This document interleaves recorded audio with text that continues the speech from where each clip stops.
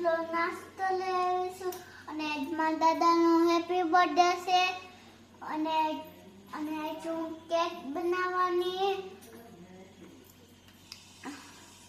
અને એ શું લીધું? જેમ્સ.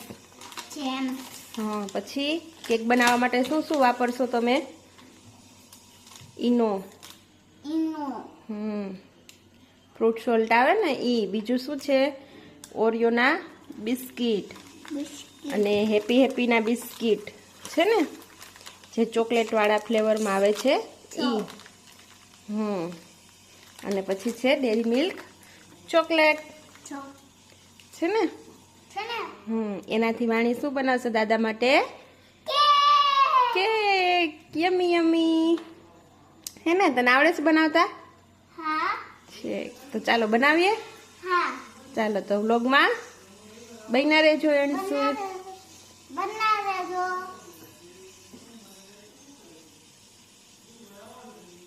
મારી કેક કેવી લાગી કમેન્ટ કરીને જોજો અને શેર કરો અને સબસ્ક્રાઇબ કરો. ચાલો બન્યા રહેજો વ્લોગમાં. હેલો ફ્રેન્ડ્સ, તો જય શ્રી કૃષ્ણ, જય માતાજી. તો આજે આપણે બનાવવાના છીએ કેક. તો વાણી બહેનો મારી સાથે છે ને આજે છે પપ્પાનો બર્થડે. તો મસ્ત ધમાલ મસ્તી કરશું, પાર્ટી પપ્પા પાસેથી લેશું અને બર્થડે ઉજવશું. તો વાણી બહુ લાહે પડી હતી કે હાલો આજે તો કેક બનાવી દાદા માટે. તો વાણી જ્યારે વાણીનો જન્મ નહોતો થયો ને, અમારે મેરેજ થયા ત્યાર પછી હું ઘરે કેક બનાવતી. તો ઘણી વાર અવારનવાર અમારે બધાનો વારાફરતી બર્થડે આવતો હોય, અમારી એનિવર્સરી આવતી હોય તો હું ઘરે કેક બનાવતી. પણ જ્યારથી વાણીનો જન્મ થયો ને તો 5 વર્ષ થઈ ગયા, મેં ક્યારેય ઘરે કેક બનાવી નથી. તો થયું કે ચાલો આજે બનાવીએ. તો આજે જો બિસ્કિટ ને બધી વાણી અત્યારે લઈ આવી છે. તો એ બિસ્કિટમાંથી અમે કેક બનાવશું. તો તમે પણ ઘરે આવી રીતના કેક બનાવી શકો છો. તો એન્ડ સુધી બ્લોગને જોજો, એન્જોય કરજો અને લાઈક શેર અને ચેનલમાં નવા છો તો ચેનલને સબસ્ક્રાઈબ કરી દેજો. તો એન્ડ સુધી બ્લોગ અમારી સાથે બન્યા રહેજો અને મળીએ આપણે આગળ. ચાલો હવે તૈયારી કરી લઈએ કે શું શું બનાવવાનું છે એ કઈ રીતે. તો બન્યા રહેજો બ્લોગની અંદર. તો ચાલો જો આપણે વાણીબેન તો હે ને પ્લેટફોર્મ ઉપર ચડી ગયા છે બનાવવા માટે. તો જો અમે પેકેટ તોડીને એમાંથી આવી રીતના બિસ્કિટ લઈ લેવાના છે.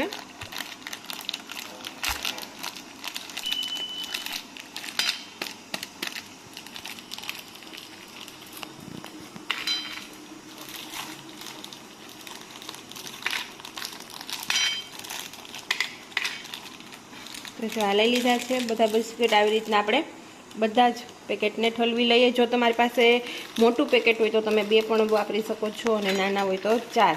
તો આપણી પાસે નાના પેકેટ છે એટલે આપણે 4 બિસ્કિટમાંથી બનાવશું. તો આમાં તમારે નહીં ઓવન જોઈએ કે નહીં કોઈ બેકિંગ પાવડર કે બેકિંગ સોડા જોઈએ, અને તમારે ફટોફટ અને થોડા જ ઇન્ગ્રીડિયન્ટ્સમાંથી બની જશે કેક.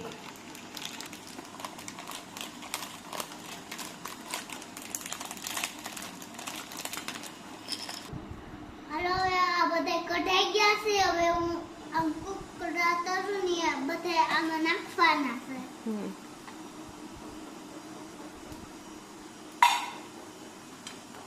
ફટાફટ કરજે.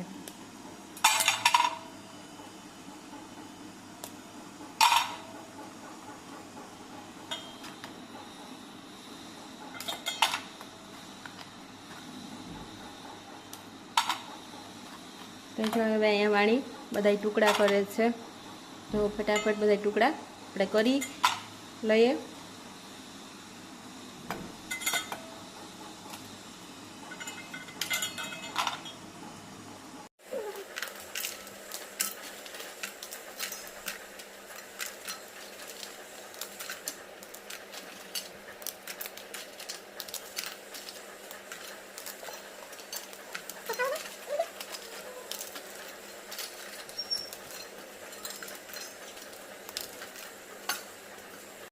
હવે જો આ ટુકડા થઈ ગયા છે.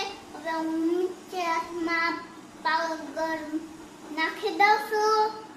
મિક્સરમાં પાવડર કરી નાખીશ. હવે મિક્સરમાં પાવડર તળી નાખીશ. તો જો હવે આપણે મિક્સર લઈ લીધું છે. તો એની અંદર વાણીબેન ટુકડા નાખે છે એટલે આપણે એને ફાઇન પાવડર બનાવી લેવાનો છે. તો બધું ભરી દે એમાં ફટાફટ. હા. જો આવી રીતે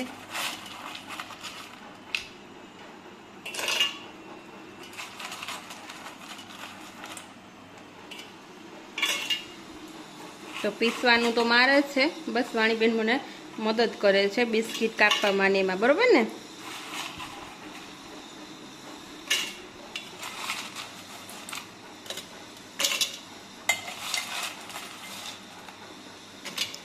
તો આપણે એકી સાથે બધા પીસાઈ જશે, કેમ કે આપણું મિક્સર જાર મોટું છે એટલા માટે. તો આપણે એકી સાથે જ બધા પીસી લેવાના છે. તો આ રીતે વાણીએ બધા ભરી દીધા છે આપણે. તો ચાલો, જો આપણો મસ્ત પાવડર થઈ ગયો છે, એકદમ ક્રશ થઈ ગયો. તો મેં આ હવાલો લીધો, એની અંદર હું ચાળી લઉં છું એને, એટલે જો કોઈ નાના મોટા ટુકડા કે રહી ગયા હોય તો એ નીકળી જાય.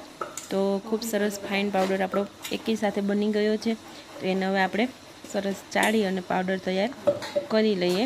તો એના રીતે આપણે ઝીણી ચાળી લેવાની છે, જેથી કરીને આપણો એકદમ સરસ લોટ નીકળે બહાર એવું.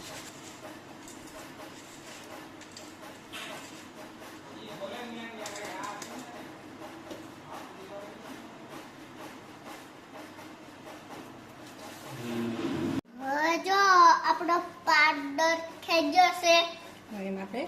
હવે આપણે એમાં નાખશું દૂધ. તો દૂધ રૂમ ટેમ્પરેચર ઉપર હોય એવું લેવાનું. અને એમાં આપણે 1 કપ જેટલું પેલા દૂધ નાખીએ. મિક્સ કર, જેમ જોઈશે એમ આપણે નાખતા જાશું.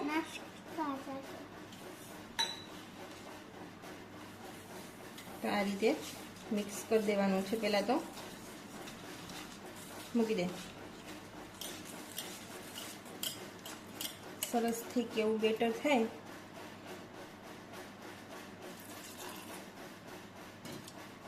મૂકી દે, પહેલાં મૂકી દે.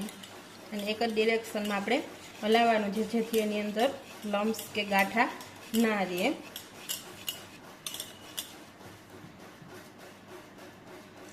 જેમ જોઈએ એમ જ નાખતું જવાનું, એટલે આપણે દૂધનું પ્રમાણ વધી ન જાય અથવા તો સાવ પાતળું આપણું બેટર તૈયાર ન થાય એટલા માટે.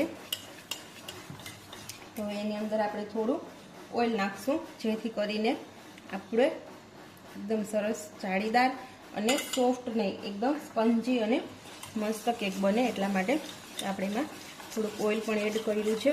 એકદમ મસ્ત મિક્સ કરી લઈએ. તો જો આપણે લઈ લીધો છે આ ઈનો સોલ્ટ, તો એને હવે આપણે એડ કરી દઈએ આ રીતે. તો આપણી પાસે બેકિંગ સોડા કે બેકિંગ પાવડર ના હોય,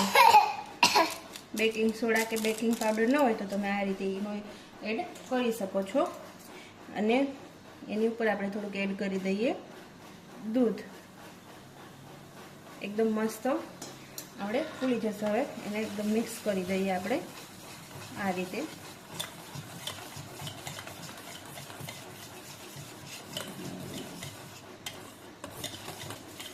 તો આપણું બેટર બની અને જો તૈયાર છે, જેવું આપણે જોતું હતું એવું જ બની ગયું છે. હવે આને આપણે એક વાસણની અંદર લઈ લઈએ. તો જો આપણે તપેલી લઈ લીધી છે આ માપની. આપણે આગળ બીજું કોઈ પણ વસ્તુ હોય તો તમે એ લઈ શકો છો. ને હવે એની અંદર આપણે છે ને તેલ થોડુંક એડ કરી દઈએ અને ફરતી બાજુ લગાવી લઈ. તો આપણી પાસે બટર પેપર ન હોય તો આપણે આ પણ આઈડિયા કરી શકીએ. તો આવી રીતે આપણે ફરતી બાજુ તેલ લગાવી લીધું તપેલીમાં. તમે જોઈ શકો છો થોડું તીખું એટલે મેં તેલ લગાવી લીધું છે. હવે એની અંદર મેંદો હોય તો મેંદો અથવા તો લોટ આપણે આ રીતે ચીપકાવી દેવાનો છે ફરતી બાજુથી, એટલે આપણી કેક આસી નથી ફૂલી જાય, બહાર નીકળી જાય. બરોબર. ચાલો હવે આપણા બેટરને આપણે આમાં એડ કરી દઈએ. નહીં, મારે કેક બનાવી નહીં. તો આપણું મસ્ત બેટર તૈયાર થઈ ગયું છે અને આપણે આમાં તપેલીમાં લઈ લીધું છે. હવે એને આપણે બનાવવાના છીએ નોનસ્ટિક ઉપર. તો જો અહીંયા મેં ગેસ ઉપર નોનસ્ટિક રાખી દીધું છે અને એની ઉપર આપણે તપેલી રાખી દઈશું અને એની ઉપર આપણે ઢાંકણ ઢાંકી દઈશું. તો તમારે નહીં નિમકની જરૂર પડે કે નહીં ઓવનની કે એ રીતે. તો હવે આપણે ગેસ ઓન કરી દઈએ. આપણો ગેસ ઓન થઈ ગયો છે. થોડુંક પ્રી હીટ થવા દઈએ એને અને પછી આપણે એની ઉપર તપેલીને મૂકીએ. તો મસ્ત આપણી નોનસ્ટિક પ્રી હીટ થઈ ગઈ છે. તો એની ઉપર આપણે આ રીતે તપેલી મૂકી દીધી છે અને હવે 25 થી 20 મિનિટ માટે આપણે એને ચડવા દઈશું. અને એની ઉપર આપણે આ રીતે ઢાંકણ કાચનું છે એ ઢાંકી દઈએ. જોઈએ છીએ હવે આ રીતે કઈ રીતે થાય છે. મેં ઘણો ટાઈમ પહેલાં કરી હતી, તો ત્યારે તો કુકરની અંદર અને ઢોકળિયાની અંદર ને કરી હતી, પણ આ વખતે આ રીતે બનાવું છું. તો બસ આપણું મસ્ત ગોઠવાઈ ગયું છે. જુઓ, તમે જોઈ શકો છો. અને ઢાંકણું પણ મેં ઢાંકી દીધું છે અને આપણે ગેસ પણ નોર્મલ રાખી દીધો છે. તો 20 થી 25 મિનિટની અંદર આપણે પાછી ચેક કરી લઈએ. ત્યાર સુધીમાં આપણે જે ડેકોરેશનનો બધો સામાન જે છે એને તૈયાર કરી લઈએ. આપણે ક્રીમ છે આપણે અને ડેરી મિલ્કને ઓગાળીને તૈયાર કરી લઈએ, એટલે એની ઉપર આપણે ડેકોરેશન પણ સરસનું કરી શકીએ એટલા માટે. અને અમારા વાણીબેન જો અહીંયા અમારી સાથે ને સાથે જ છે ને વાણીબેન? જો એ હેન્ડ વોશ કરી એવા છે. અને ચાલો હવે ડેકોરેશનનો સામાન બધો તૈયાર કરવો છે ને? હે? તો જો અહીંયા એ તૈયાર રાખીને જ ઊભી છે અને પાટલા ઉપર જ. તો જુઓ અહીંયા બધું આપણે તૈયાર છે. તો હવે આમાંથી આપણે ક્રીમ લઈ લઈએ, જેથી કરીને આપણે એમાં અંદર ક્રીમને પણ એડ કરી શકીએ અને ડેરી મિલ્ક અને જેમ્સ. તો આગળ બ્લોગની અંદર હજી બન્યા રહેજો, કેવું ડેકોરેશન થાય છે એ કરીએ છીએ. તો ચાલો મળીએ આપણે આગળ. તો ચાલો, જો આપણે અહીંયા વાણીબેન ચોકલેટ મેલ્ટ કરવા માટે ચોકલેટ લે છે ડેરી મિલ્કની. તો આપણે 3 ચોકલેટ લીધી છે, જેથી કરીને આપણે ગાર્નિશિંગ કરી શકીએ. બરોબર ને?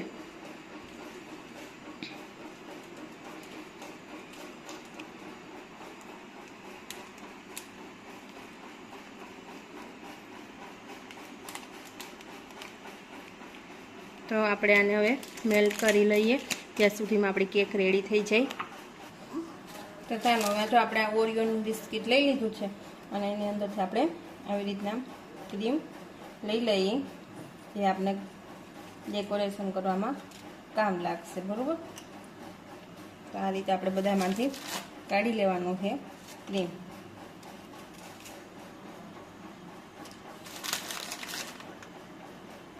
તો આ રીતે આપણે ખોલવાનું, આ રીતે આપણે બધું જ ક્રીમ લઈ લઈએ.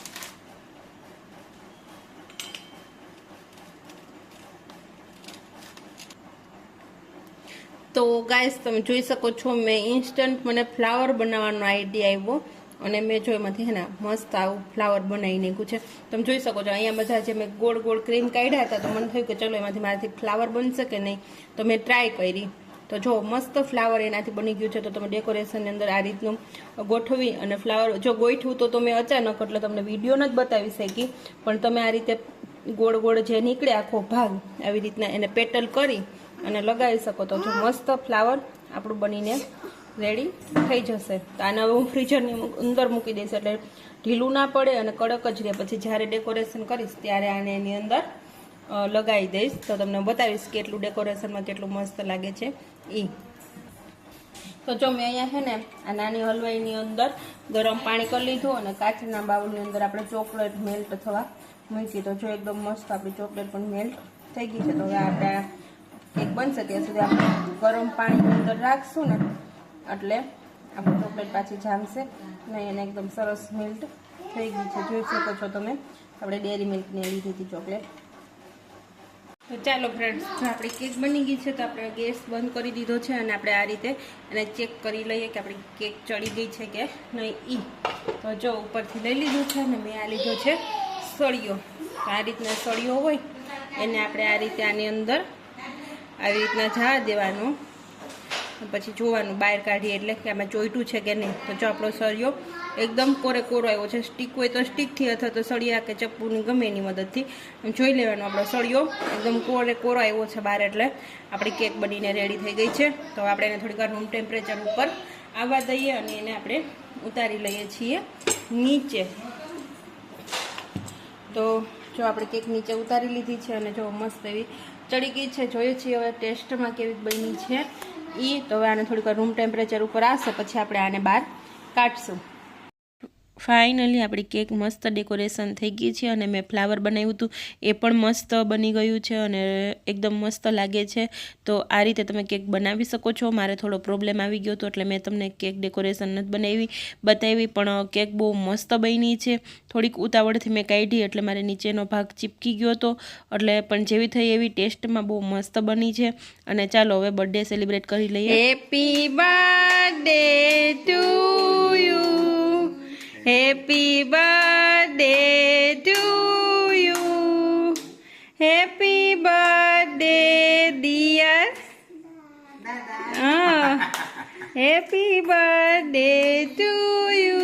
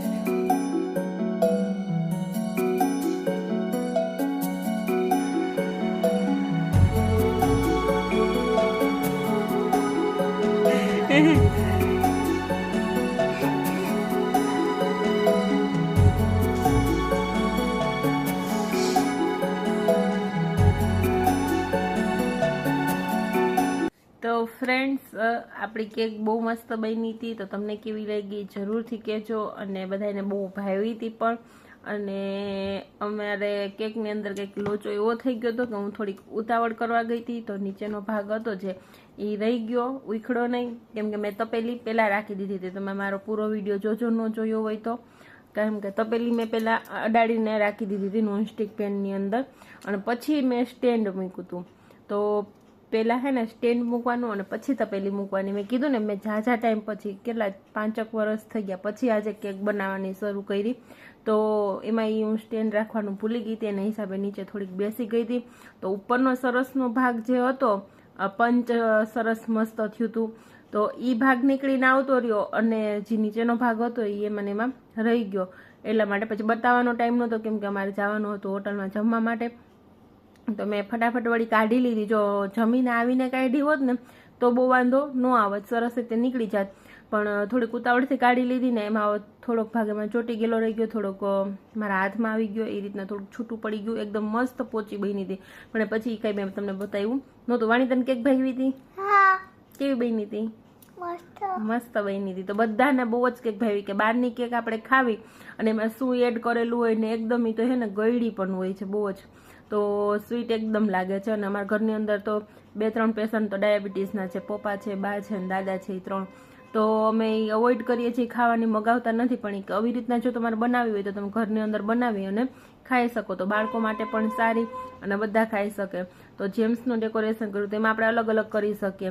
અને ક્રીમમાં તો ખાસ તમે અલગ અલગ ફ્લેવરના ક્રીમ લેશો ને એટલે એમાં અલગ અલગ કલરવાળા ક્રીમ આવશે. કોઈમાં પિંક હોય, કોઈમાં યલો હોય. તો તમે એના મેં જે રીતે ફ્લાવર બનાવ્યું તો એ રીતે જો ફ્લાવર બનાવીને રાખો તો એ ફ્લાવરનું પણ ડેકોરેશન મસ્ત થઈ જાય છે. અને બાકીનું તમે જેમ્સ લગાવી દો, પછી જે ઓલી નાની ચોકલેટ ચોકો ચિપ્સ આવે છે એ લઈને લગાવી દો તો પણ ચાલે. તો આવી રીતના મેં મસ્ત કેક બનાવી લીધી હતી.